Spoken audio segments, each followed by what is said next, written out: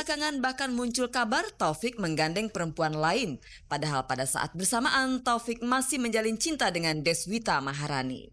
Pada wawancara dengan awak Gospot beberapa waktu lalu, Taufik membantah berita itu. Percayakah Deswita dengan kejujuran Taufik? Di depan aku dia baik gitu ya, terus sama keluarga aku dia baik, sama lingkungan dan teman-teman aku dia baik gitu, dan dia tidak pernah melakukan hal-hal yang mencurigakan buat aku, kayak misalkan telepon gak diangkat gitu, atau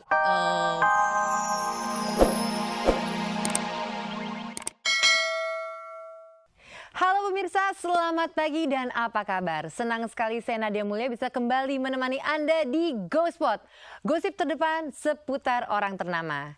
Dan seperti biasa kita bersama-sama akan menjelajahi seluk-beluk dunia selebriti, menjaring gosip terpanas dan juga membongkar fakta yang tersembunyi di balik gemerlap kehidupan selebriti.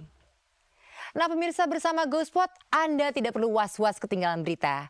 Dan inilah sajian berita lengkap untuk Anda hari ini.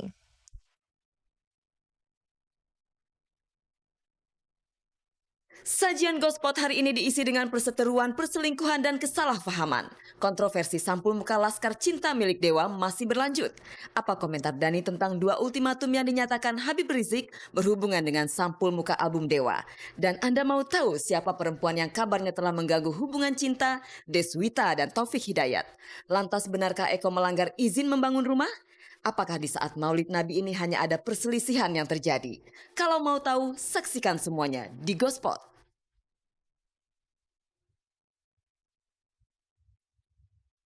Pemirsa GoSpot, kontroversi album Laskar Cinta Dewa terus bergulir. Dan setelah ultimatum dikeluarkan oleh Habib Rizik Syihab, tampaknya manajemen Dewa harus segera meminta maaf kepada seluruh umat muslim dan juga menarik peredaran dari kaset Laskar Cinta Dewa. Nah kira-kira apa tanggapan Dhani? Tampaknya pemirsa, Dhani menganggap ultimatum ini bagai angin lalu saja. Lagi-lagi pemirsa, kaidah seni dan kreativitas berbenturan dengan kaidah agama. Nah untuk informasi selengkapnya, saksikanlah laporannya hanya di GoSpot.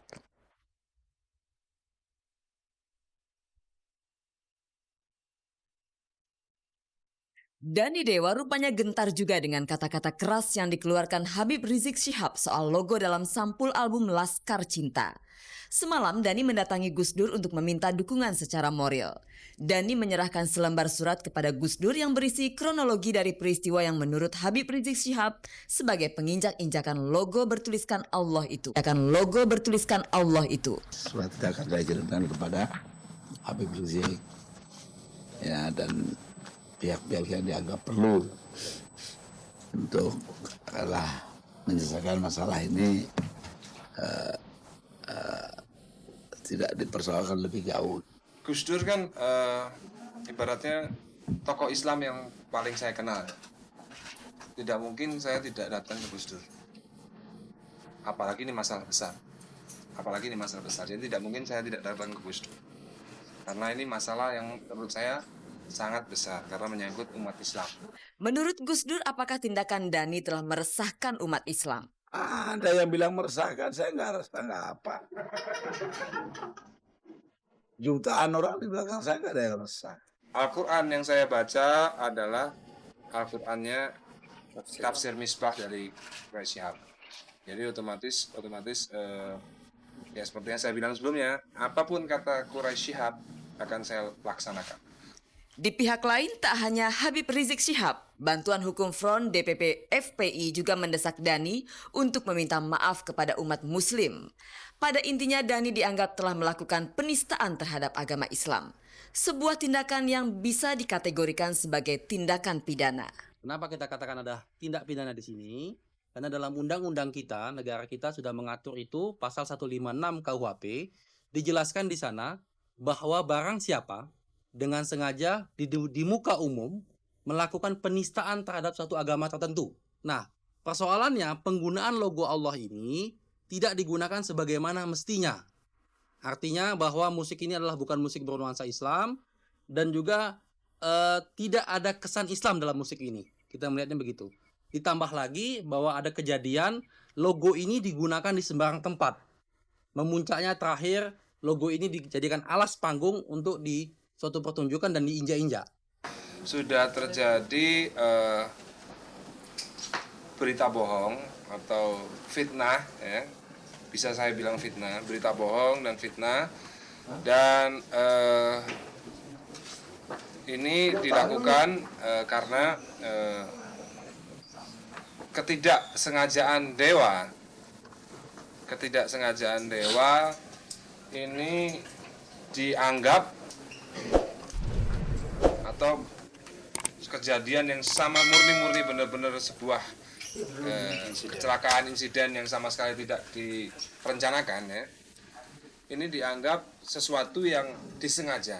Sudah melakukan himbauan secara moral kepada pihak grup band ini, dan nampaknya kita belum melihat satu hasil yang konkret yang jelas. Karena dalam himbauan itu kami sudah sampaikan minta supaya lambang ini segera ditarik dan dibuat permintaan maaf secara terbuka kepada masyarakat dan khususnya umat Islam.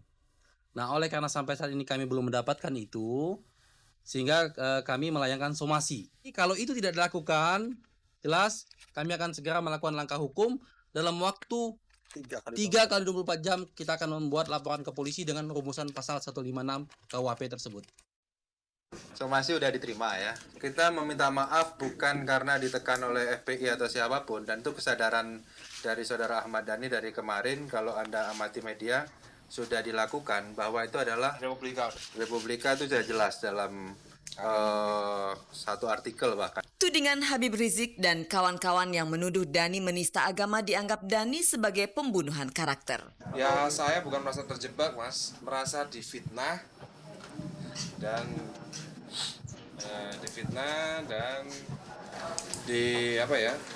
dibunuh karakternya.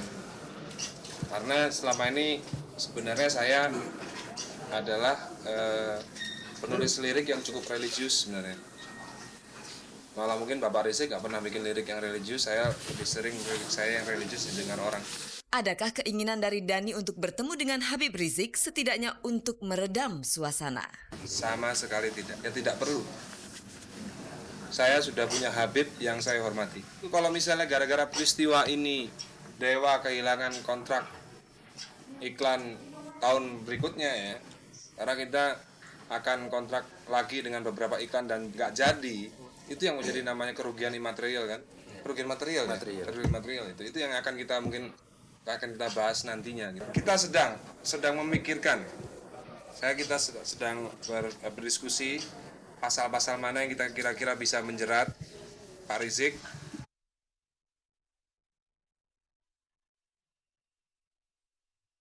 Pemirsa, Dhani tidak mau disalahkan dan bahkan berlindung di balik Gus Dur. Kabarnya juga Dhani sedang bersiap-siap untuk menuntut balik Habib Rizik Syihab. Pemirsa, tampaknya bakal ada satu lagi kasus yang semakin runyam. Jangan kemana-mana, tetaplah di GoSpot setelah jeda pariwara berikut. Pemirsa, pernahkah pacar atau bahkan suami Anda berselingkuh? Wah, rasanya pasti sakit sekali. Dan mungkin itulah yang dirasakan oleh Deswita Maharani saat mengetahui bahwa Taufik Hidayat tengah main mata dengan perempuan lain. Nah, siapakah perempuan yang kena smash cinta Taufik Hidayat itu? Inilah berita selengkapnya.